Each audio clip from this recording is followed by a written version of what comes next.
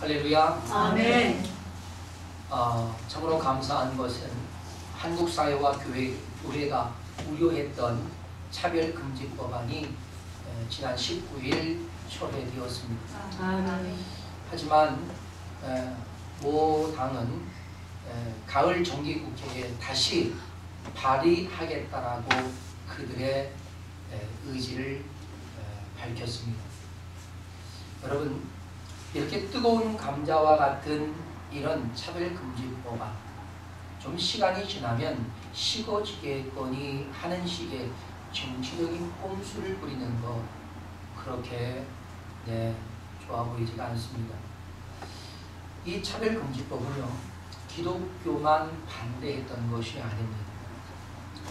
바른교육 교수연합회든 참교육 어머니 전국 모임 등등 여러 사회 단체들이 연합해서 이 차별금지 법안을 결사 반대했었습니다. 그 이유는요, 차별금지법이 담고 있는 차별금지 내용이 좋은 것도 있습니다만 대부분이 악한 것들이 많이 담겨져 있었기 때문이었습니다. 좋은 차별금지법은 적극적으로 만들어야 된다고 저도 생각합니다. 인종차별금지법 당연히 하죠. 지금이 어느 때인데 인종을 차별합니까? 그렇죠. 장애인 차별금지법, 여러분, 장애가 무슨 문제가 되는 것입니까? 장애는 잠시 불편할 뿐이죠. 동일한 겁니다. 결코 차별해서는 안 됩니다. 뿐만 아니라 서울과 지방대학 차별하는 거 없어져야죠. 성적 차별하는 거 없어져야죠. 여러분, 차별해서는 안 될 것을 가지고 차별금지법을 만든다면 우리 국민은 전적으로 동의하고 찬성할 겁니다. 그런 법은 만들어달라고 국민이 여론을 모아줄 겁니다. 그러나 차별해야 할 것을 차별하지 말자라고 한다면 우리 국민은 거기에 동의할 수 없는 겁니다. 동성애 차별금지법, 종교 차별금지법, 이데올로기 차별금지법, 이런 거 만들겠다는데 어떻게 우리가 동의할 수 있겠습니까? 이런 것들이 우리는 일련의 선한 싸움이라고 생각합니다. 그래서 하나님이 원치 아니하는 것, 성경이 그토록 경계하고 있는 그러한 일들을 하려고 한다면 우리는 선한 싸움을 싸워야 합니다.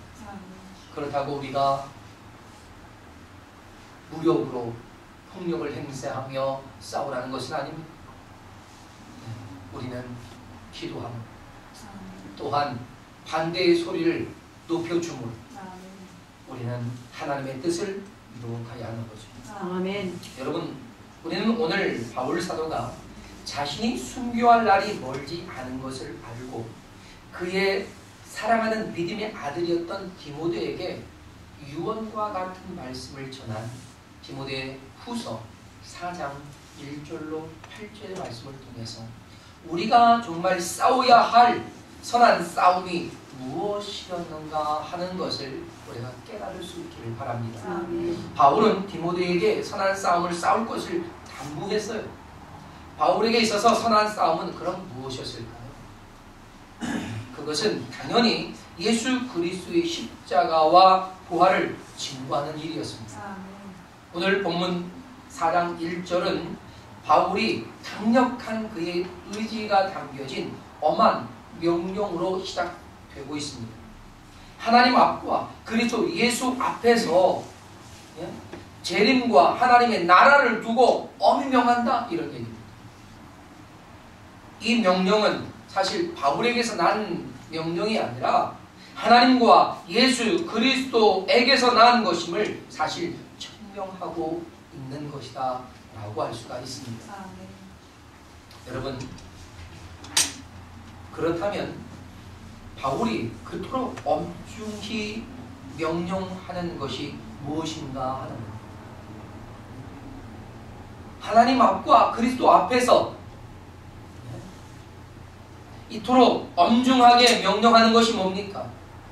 그것은 복음을 전파하는 것입니다. 아멘. 복음을 전파하라는 것. 아멘. 바울 자신이 예수 그리스도를 만나고 난 이후에 그의 남은 인생을 복음을 위해 헌신했던 분명한 이유는요, 예수 그리스도의 십자가와 부활 때문이었습니다.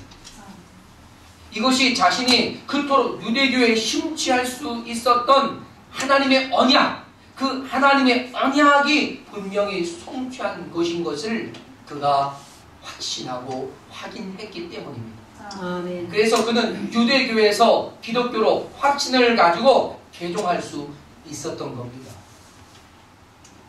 그리고 그는 예수 그리스도의 십자가와 부활을 증거하는 자로서 험난한 인생을 마다하지 않고 살아왔던 사람이었습니다.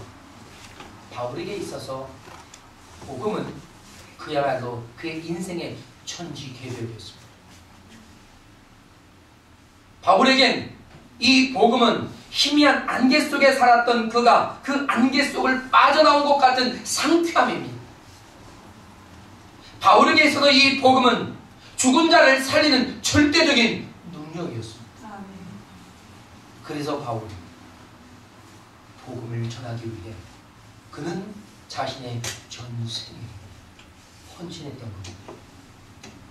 그런 복음에 대한 확신, 그런 복음 전파의 삶, 인생을 살았던 바울은 그의 사랑했던 믿음의 아들 디모데에게 복음을 전하기 위해서는 어떻게 해야 할지를 유언처럼 남깁니다. 그것이 첫째는 때를 얻든지 못 얻든지 항상 힘쓰라라고 명령했습니다. 때를 얻든지 못 얻든지라는 말은요, 때를 기다리지 말고 지금 하라는 의미도 포함되어 있지만 사실은 그보다 좀 더 적극적인 명령이었습니다. 자기 감정이나 상황에 상관없이 주어진 임무를 수행하는 군인 정신으로 돌진하라는 의미예요. 그러니까 이 말은 내가 말씀을 전하고 싶든지 그렇지 않든지 상관없이 마치 군인들에게 지시된 명령처럼 주어진 임무에 충성을 다하라는 것입니다. 여러분, 군인은요 명령에 죽고 사는 거예요. 명령에 죽고 살아요. 그 명령 앞에 즉각 행하지 않으면 여러분 총살입니다. 그러니 때를 얻든지 못 얻든지 항상 힘쓰라, 이 말은 네가 원하든 네가 원하지 아니하든 네가 할 수 있든 할 수 없든 중요하지 않다. 해야 한다. 이런 거예요. 할렐루야. 아멘. 해야 한다. 아멘. 이것이 때를 얻든지 못 얻든지에 대한 진정한 뜻이라는 사실입니다. 그러면 힘쓰라라는 말을 덧붙여 가지고 힘쓰라. 이 말은 포기하지 말라는 겁니다. 끈질기게 권고하라고 하는 의미입니다. 끈질기게 전하라는 거예요. 끈질기게 전하. 그러니까 복음을 전하는 일을 포기하지 말고 끈질기게 감당하라는 건데, 여러분 한때 진돗개 전도왕으로 알려진 박병선 집사님 있잖아요. 네. 그분이 40년 전부터 수석을 모았더라고요. 그분이 모은 수석을 보니까 뭐 십자가도 있고 기도하는 손도 있고 뭐 수석인데 베레벨 모양이 다 있어요. 그러면서 거기에 자신의 어떤 간증까지 곁들여서 하더라고요.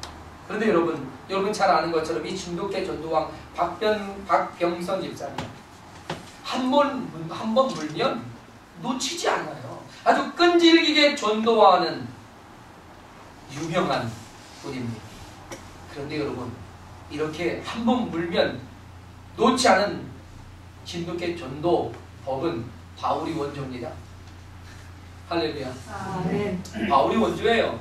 바울은 디모데에게 가르치기를 한 번 물면 결코 놓지 말라고 말합니다. 끈질기게 그 영혼을 전도하라고 가르치고 있는 것이 힘쓰라 라고 하는 바로 그 말입니다.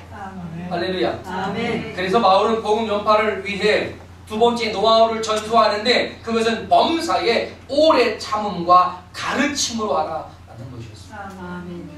저는 모든 일에 오래 참음과 가르침이라는 이 두 가지가 잘 겸비되어야 한다는 그런 말이거든요. 어떤 상황에서도 오래 참아 인내하라는 겁니다. 그가 받아들이지 않더라도 끝까지 그가 받아들일 때까지 계속해서 전하라는 겁니다. 그리고 가르치라는 거죠. 뭘요? 뭘 가르칩니까? 예수 그리스도의 십자가와 부활. 그것은 너를 위한 것이라고 말이죠. 할렐루야. 아멘. 사실 포기하지 않으면 웬만하면 다 되더라고요. 여러분 포기하지 마세요. 아멘. 여러분 인생에서 전도만 포기하지 않는 것이 아니라 믿음으로 살아가는 여러분의 삶의 의지를 포기하지 않길 바랍니다. 아멘. 여러분 프랑스에는 거대한 성곽을 쌓아 올리고 그 성곽에 자기의 이름을 써놓는 어떤 그러한 일을 그들이 인생의 어떤 굉장한 과업처럼 여긴다 합니다. 어떤 우편 배달부가요 자기 성을 자기도 쌓고 싶었어요. 그런데 돈도 별로 없고요. 그리고 여건도 그렇게 호락호락하지 않은 겁니다. 하지만 그는 우편 배달부로서 편지를 배달하고 돌아올 때마다 돌을 한 짐씩 짊어지고 날아갑니다. 10년, 20년, 30년, 40년. 그가 40년 동안 우편 배달부를 하고 그리고 퇴직하면서 퇴직금을 받아가지고요. 그 주워 모은 돌들로 훌륭한 성을 쌓았다. 처음에 돌을 짊어져 나를 때는요 사람들이 비웃고 조롱하고 했답니다. 하지만 그가 40년 동안 쌓은 돌을 가지고 이제 성을 성축하자. 이 특별한 성을 정부가 알거든요. 그 이름을 우편 배달부의 성이라는 이름으로 지었다. 여러분 포기하지 않으니까 되는 겁니다. 아멘. 세상의 일도 포기하지 않으면 되지만 하나님의 일도 포기하지 않으면 더 확실하게 되는 줄 믿습니다. 아멘. 하나님은 우리가 포기하지 않기를 원하십니다. 아멘. 그런데 우리가 포기해야 할 것을 포기하지 않고 포기하지 말아야 할 것을 포기하는 거꾸로 된 인생이라면 여러분 가장 비참한 인생이라는 사실을 아셔야 합니다. 우리는 하나님의 세계 경영을 위해 꿈을 꾸고 있습니다. 우리 교회는 온 세상의 모든 교회들이 세계 중보기도 사역에 동참하도록 우리가 기도하고 있고 또한 그 일을 위해서 열심히 달려가고 있습니다. 이 땅의 교회들이 자신의 교회를 키우기 위해 달려가던 그 걸음을 멈추고 하나님의 세계 경영을 위해 마음과 뜻과 힘을 합해서 세계 중보기도와 난민 선교 등 세계 선교에 헌신하도록 하는 것, 그것이 우리의 비전이고 우리가 꿈꾸고 있는 것입니다. 우리의 이 비전을 위해 우리가 포기하지 않고 전진하고 있다면 우리는 이 꿈을 반드시 이루게 될 줄로 믿습니다. 이것이 우리가 싸우고 있는 선한 싸움의 한 장면이다라고 저는 봅니다. 오늘 바울은 범사의 오래 참음과 가르침의 일을 어떻게 해야 할 것인가를 그 방법에 있어서 세 가지로 가르쳐주고 있습니다. 그것은 경책하고 경계하며 권면하라 하는 것입니다. 경책이라고 하는 말은 무슨 뜻입니다? 상당히 어려운 말인데요. 이 경책이라고 하는 말은 회개할 수 있도록 증거를 제시해서 그가 뼈저리게 각성하고 부끄러워 정말 스스로 못 견딜 만큼 그에게 뼈저린 각성을 시켜라라는 것입니다. 이게 경책이에요. 그리고 경계하라는 말은 매우 호되게 책망해서 잘못을 뉘우치게 하는 거예요. 호되게 책망하라는 거예요. 설렁설렁 하지 말라는 거예요. 예, 그러면 안 돼. 이 정도 가지고 안 되는 거죠. 그러면은 버릇만 나빠질 뿐이에요. 그리고 권하라는 것은 회개하고 돌이킬 수 있도록 용기를 북돋아 주라고 하는 것이었습니다. 자, 그러니까 결코 어설프게 가르치지 말고 확실하게 가르치라는 거죠. 그러면 원래 유대인들의 교육이 엄격하고 유명하지 않습니까? 정말 엄격합니다. 네. 그들은 결코 어설픈 교육을 용납하지 않아요. 여러분, 그들의 그러한 교육 때문에 그들이 나라를 잃어버리고 디아스포라로 살아갔던 2500년에서 3000여 년이 지난 가운데도 그들은 민족성을 유지했고 2500년 만에 다시 그들은 그들의 나라를 되찾을 수가 있었습니다. 그것이 바로 이 엄격한 교육, 엄격한 정책과 경계와 권함으로 인해서 이룰 수 있었다 하는 것입니다. 아멘. 그러면 왜 이토록 엄중하게 바울은 디모데에게 복음을 전할 것, 그것도 이렇게 포기하지 말고 끈질기게 전할 것을 강조하고 있느냐 하는 겁니다. 그것은요, 앞으로 결코 좋지 못한 사회적 환경의 때가 다가오고 있기 때문에 우리나라도요, 예외가 아닙니다. 전 세계적으로 차별금지법을 시행하고 있고 유엔이 이것을 압박하고 있습니다. 결코 좋지 않은 국제적인 이슈들이 이 땅에 쓰나미처럼 몰려오고 있다는 사실을 우리는 알고 기도해야 합니다. 사람들의 마음이 매우 강팍합니다. 또한 거기에 개인의 이기주의에 의한 살이 사욕이 팽배해지고 있습니다. 그런 세상이 다가오고 있기 때문에 바울은 이런 시대를 본받지 말 것을 이미 엄히 경고한 바 있지 않습니까? 바울은 이런 시대가 올 것을 내다보고 우려했던 겁니다. 바울이 우려하는 시대에 대해서 바울은 직접 이렇게 언급합니다. 그들은 바른 교훈을 받아들이지 않을 때가 다가온다는 거죠. 여러분, 마음이 후패하고 그들이 듣고자 하는 것들은 모두 허탄한 욕심을 채우려는 교활한 이야기들 뿐이라는 겁니다. 이런 사람들의 생각은 늘 욕심에 관한 것이지 진리와는 상관없습니다. 거룩함과도 상관없습니다. 바울은 이런 사람들이 어떠한 특징을 가지고 있느냐 하는 것을 마치 쪽집게처럼 두 가지를 콕 집어서 디모데에게 유훈으로 남기고 있습니다. 그 첫째는요, 귀가 가려워서 자기 사욕을 따를 스승을 많이 둔다는 거예요. 이게 무슨 말입니까? 귀가 가렵다. 여러분, 그가 늘 그의 욕망 속에 그가 채우고자 하는 욕정, 세상의 어떤 욕심 이런 것들을 채우려고 거기에 필요한 스승들을 둔다는 거예요. 자신의 욕심을 채우는 그들의 타락한 욕망은요, 욕심을 채우려는 목적에 맞는 사람들만 찾아다닌다는 거죠. 그런 목적을 위해 도움이 될 만한 사람들을 그저 스승으로 두기를 좋아한다는 거예요. 그러니 더 이상 그들에게 우리가 무엇을 기대할 수 있겠습니까?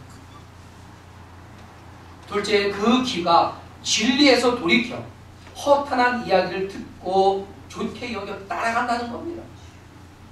그들의 모든 관심과 목적이 자신의 배를 채우려는 것이 있다는 겁니다. 진리의 말씀을 거절하고 있고요, 계속해서 허탄한 이야기만 쫓아간다는 것입니다. 그들은 아무리 놀라운 진리의 말씀을 전해줘도 그들의 귀에 차지 않는 겁니다. 계속해서 허탄한 이야기들만 찾아다니는 거죠. 그렇다면 우리는 그들을 포기해야겠느냐 하는 겁니다. 바울은 포기하지 말라. 그러면 이런 때에 우리는 어떻게 해야 하겠느냐 하는 것. 그것이 바울이 지금 디모데에게 선한 싸움을 싸워야 할 분명한 이유와 목적을 가르쳐주고 있는 겁니다. 따라서 바울은 이런 때이기 때문에 선한 싸움은 계속 되어져야 한다 하는 것입니다. 이런 상황이기 때문에 선한 싸움을 멈출 수 없다는 거예요. 바울은 자신이 먼저 어떻게 본을 보였는지 증거하고 있습니다. 나는 선한 싸움을 싸웠다. 나는 나의 달려갈 길을 다 마쳤다. 나는 지금까지 믿음을 지켰다 라고 말합니다. 이와 비슷한 병행 구절이 하나 있지요. 그는 바울이 3차 전도여행을 마쳐갈 무렵 바울은 성령의 음성을 듣습니다. 예루살렘으로 가라. 그러면 그곳에 가면 너를 결박하고 환난할 일들이 기다리고 있을 것인데 너는 지체하지 말고 그럴지라도 예루살렘으로 가라 라고 말합니다. 그래서 바울은 성령의 음성을 듣고 예루살렘으로 가면 수많은 고난이 있고 환난과 핍박이 기다리고 있음을 알면서도 그는 예루살렘으로 그의 행로의 방향을 잡습니다. 그러면서 바울은 사도행전 20장 24절에 여러분이 잘 아는 그 말씀, 나의 달려갈 길과 주 예수께 받은 사명 곧 하나님의 은혜의 복음을 증거하는 일을 마치려 하면 나의 생명조차도 조금도 귀한 것으로 여기지 않겠다라고 했습니다. 주어질 고난이 불보듯 확실할지라도 그 길을 가야만 하는 분명한 이유가 있는데 그것은 복음이 전파되어져야 하기 때문이었습니다. 아멘. 복음을 전하는 것이 바울의 사명이었고 직무이었다는 것이죠. 바울은 복음을 맡은 디모데에게 마지막 윤 같은 메시지를 남겼던 겁니다. 그래서 그는 이렇게 말합니다. 모든 일에 신중하라 했습니다. 아멘. 모든 일에 신중하라. 여러분, 고난 받는 것도 두려워하지 말고 감당하라는 그런 말씀이었습니다. 바울은 이미 수없는 고난을 받았습니다. 사실 여러분, 웬만큼 고난을 받았던 사람들은 고난을 피해가려고 하지 않습니다. 그렇잖아요.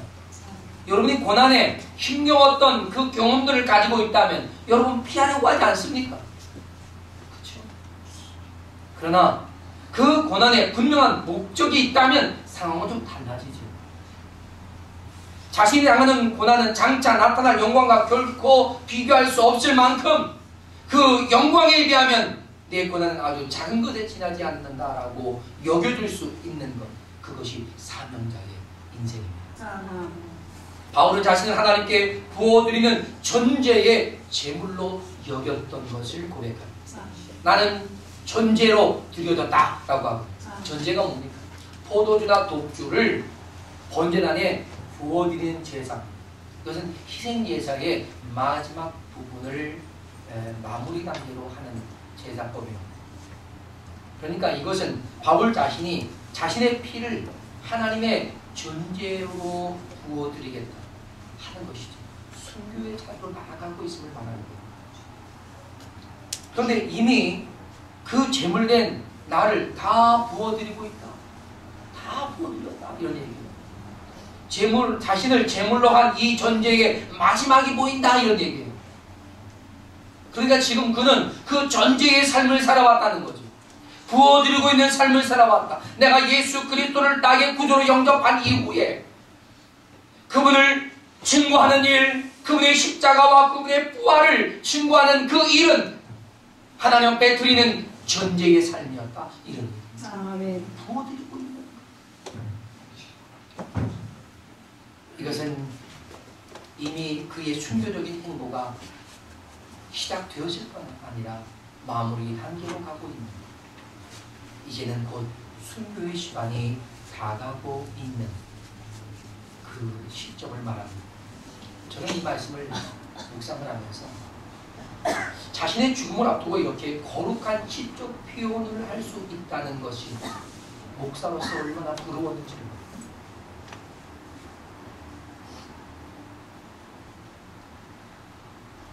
그렇다면 우리는 어떻게 존재로서의 인생을 살아갈 수 있을까요? 어떻게 그렇게 살아갈 수 있을까요? 바울은 전도자의 일을 하며 각자의 직무에 충실하라고 오늘 성경을 통해 우리에게 말씀하고 계십니다. 아멘. 이것이 하나님께 우리를 전제로 드리는 제물이 되는 방법이라는 거죠. 여러분, 전도자의 일을 하는 것, 이것은 순교자의 길을 가는 것입니다. 사실이 그래요. 증인이라는 단어와 순교자라고 하는 단어가 한 단어입니다. 말투스. 증인입니다. 말투스. 순교자입니다. 전도자의 일은 곧 순교자의 길을 가는 것이다 하는 거죠. 여러분, 왜일까요? 앞에서도 말씀드린 것처럼요, 세상에 취한 사람들은요 결코 복음의 진리를 좋아하지 않아요.